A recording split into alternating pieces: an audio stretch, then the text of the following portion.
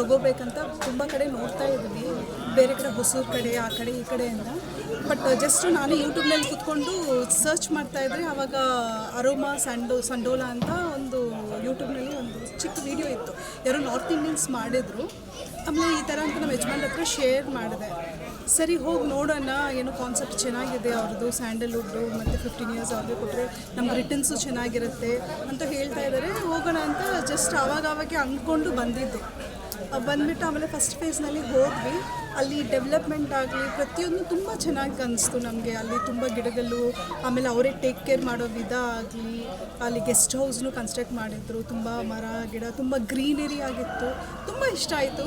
ಆಮೇಲೆ ಇಮಿಡಿಯೇಟಾಗಿ ನಮ್ಮ ಯಜಮಾನ್ರ ಹತ್ರ ಹೇಳಿಬಿಟ್ಟು ಹೋಗೋ ಟೈಮ್ನಲ್ಲಿ ನಾವು ಡೆಪಾಸಿಟ್ ಮಾಡಿಬಿಟ್ಟು ಹೋಗೋಣ, ನೋ ಅದರ್ ಥಾಟ್ಸ್ ನಮಗೆ ಬೇಡ, ಇದನ್ನೇ ನಾವು ತೊಗೊಂಡ್ಬಿಡೋಣ ಅಂತ ಹೇಳಿಬಿಟ್ಟು ಆಮೇಲೆ ರಿಟರ್ನ್ ಬರೋ ಟೈಮ್ನಲ್ಲಿ ಆಫೀಸ್ ಜಾಲಹಳ್ಳಿ ಹತ್ರ ಒಂದು ಆಫೀಸ್ ಇದೆ, ಅಲ್ಲಿ ಯಲಹಂಕನಲ್ಲಿ, ಅಲ್ಲಿ ಹೋಗ್ಬಿಟ್ಟು